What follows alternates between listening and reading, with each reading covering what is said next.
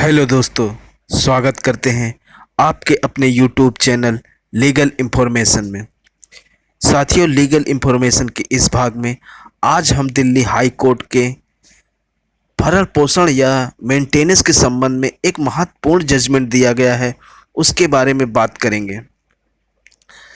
दोस्तों, जब भी पति पत्नी के बीच घरेलू विवाद पड़ जाता है तो फिर एक दूसरे से इतनी कटुता रखने लगते हैं कि दोनों के बीच रिश्ते लगभग खत्म से हो जाते हैं और दोनों एक दूसरे को नीचा दिखाने और सबक सिखाने में लग जाते हैं और मुकदमेबाजी के दौरान एक दूसरे को परेशान करने का कोई भी अवसर नहीं छोड़ते। भरण पोषण के केस में अक्सर हम देखते हैं कि पति हो या पत्नी, दोनों के द्वारा, खास तौर पर जहां पत्नी ने केस किया है वहां पर पति अपनी वास्तविक आय को छुपाता है और इनकम को कम करके दिखाता है। वहीं दूसरी तरफ अगर पत्नी भी कहीं काम कर रही होती है तो वो भी अपने काम व आय की सच्चाई को छुपाती है। दूसरी तरफ अगर भरण पोषण का पैसा देने का आर्डर हो गया है तो ज़्यादातर पतियों के द्वारा भरण पोषण का पैसा समय से नहीं दिया जाता। कुछ महीने गुजर जाने के बाद उनकी कोशिश यही रहती है कि कुछ पैसा देकर आगे तारीख ले ली जाए और मामले को आगे टाल दिया जाए। इस तरीके के रवैये को लेकर दिल्ली हाई कोर्ट ने 18 जुलाई को एक बहुत ही बेहतरीन आर्डर पारित करते हुए चिंता व्यक्त की है और बहुत सारी महत्वपूर्ण टिप्पणियां की। अपने फैसले में हम यह कह सकते हैं कि दिल्ली हाई कोर्ट के इस फैसले से उन तमाम पीड़ित पत्नियों को जो वास्तव में पीड़ित हैं और उनके पति जो समय से उनको भरण पोषण नहीं देते और इनकम को कम करके दिखाते हैं, इस जजमेंट से उन पत्नियों को ज़रूर फायदा मिलेगा।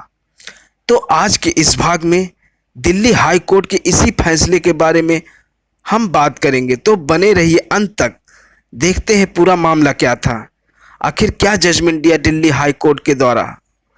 दोस्तों, यह केस था प्रदीप कुमार बनाम श्रीमती भावना आदि, जो इस प्रकार है जो आप स्क्रीन पर देख सकते हैं।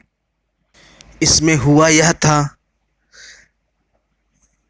पति पत्नी एक दूसरे से घरेलू झगड़ा कर अलग हो जाते हैं। अलग होने के बाद एक दूसरे के बीच मुकदमेबाजी शुरू कर देते हैं। इसी बीच भरण पोषण के मुकदमे में पत्नी के द्वारा अंतरिम भरण पोषण की एक एप्लीकेशन फैमिली कोर्ट में दी जाती है और अपने व अपने बच्चे के लिए भरण पोषण की डिमांड की जाती है, जिस पर फैमिली कोर्ट सुनवाई करते हुए 20,000 रुपये मंथली का अंतरिम आदेश पारित कर देती है। उस केस में पति के द्वारा जो एफिडेविट दी गई थी उसमें अपनी इनकम 28,000 मंथली बताया था और बताता है मेरे तमाम खर्चे हैं और सारे खर्च करने के बाद मात्र 4,000 रुपये ही दे सकता हूं पत्नी व बच्चे के भरण पोषण के लिए, बस इतनी ही क्षमता है मेरी। लेकिन फैमिली कोर्ट उसकी इस बात को नहीं मानती और 20,000 मंथली का अंतरिम आर्डर पारित कर देती है। तब पति के द्वारा फैमिली कोर्ट के इस फैसले के खिलाफ 482 सीआरपीसी के तहत माननीय दिल्ली हाई कोर्ट में एक याचिका दाखिल की जाती है।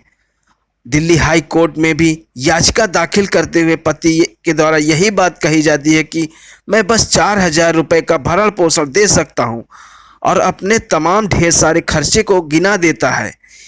इस केस के सारे फैक्ट देखने के बाद दिल्ली हाई कोर्ट की न्यायाधीश माननीय आशा मेनन के द्वारा गंभीर चिंता व्यक्त की जाती है और कुछ महत्वपूर्ण बातों पर जोर दिया जाता है और उन सारी बातों को अपने फैसले में लिखा जाता है।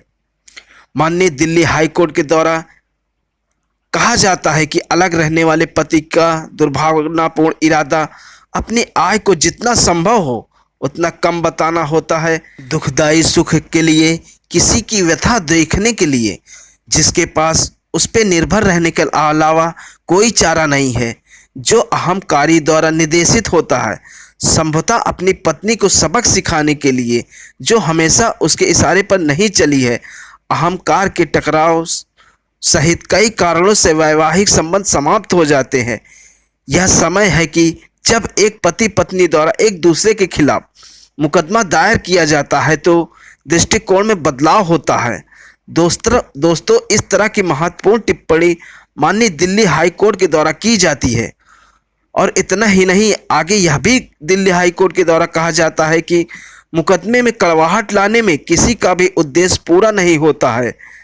फैमिली कोर्ट का निर्माण, परामर्श केंद्रों का पूरा सेट और मध्यस्थता की उपलब्धता, चाहे मुकदमेबाजी के पहले हो या मुकदमेबाजी के दौरान, सभी वैवाहिक और पारिवारिक समस्याओं के अधिक मिलानासार और कम कष्टप्रद समाधान के लिए अभिप्रेत है।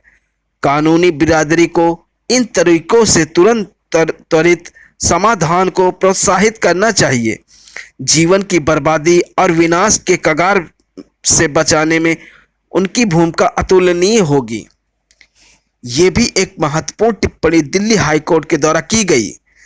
दिल्ली हाई कोर्ट के द्वारा यह भी कहा गया कि हम अक्सर देखते हैं कि पति अपनी पत्नियों को भुगतान करने में देरी करते हैं और उनको अग्रसल वसूली मुकदमा करने के लिए मजबूर कर देते हैं। दूसरी तरफ ये भी कहा गया दिल्ली हाई कोर्ट के द्वारा कि यह जो रवैया है, अपनी आय को कम करके दिखाना, भरण पोषण की राशि को अदा करने में देरी करना, यह रवैया बहुत ही शर्मनाक है। यह किसी भी पति और पिता के लिए उचित नहीं है। वह उसको एक पत्नी को उचित जीवन स्तर से वंचित करने, क्योंकि वह गृहिणी है जिसको एक कम उम्र का बच्चा भी है, यह सही नहीं है। साथियों, यहाँ मैं यह भी बताते चलता हूँ कि पति के द्वारा पत्नी के लिए यह भी कहा गया था कि वह ट्यूशन पढ़ा रही है और 13,000 रुपये मंथली अर्जित कर रही है। माननीय दिल्ली हाई कोर्ट ने कहा यह आरोप पूरी तरह से गलत और बेबुनियाद है। इस तरीके से जो महत्वपूर्ण जजमेंट दिया दिल्ली हाई कोर्ट ने, पति के ऊपर 20,000 रुपये का जुर्माना लगाते हुए CRPC 482 की पति की याचिका को खारिज कर दिया जाता है और अगली तारीख तक संपूर्ण अंतरिम भरण पोषण या मेंटेनेंस की राशि को भुगतान करने का भी आदेश पारित करती है। तो यह उन तमाम महिलाओं के लिए जो पीड़ित हैं और जिनके पति के द्वारा समय से भरण पोषण नहीं दिया जा रहा है, इस जजमेंट से ज़रूर ही उनको बहुत फ़ायदा मिलेगा। दोस्तों, कैसी लगी आपको यह जानकारी? कमेंट बॉक्स में ज़रूर बताएं। अगर आपको भरण पोषण के संबंध में दी गई यह जानकारी अच्छी लगी हो तो वीडियो को लाइक करें और चैनल को सब्सक्राइब करें।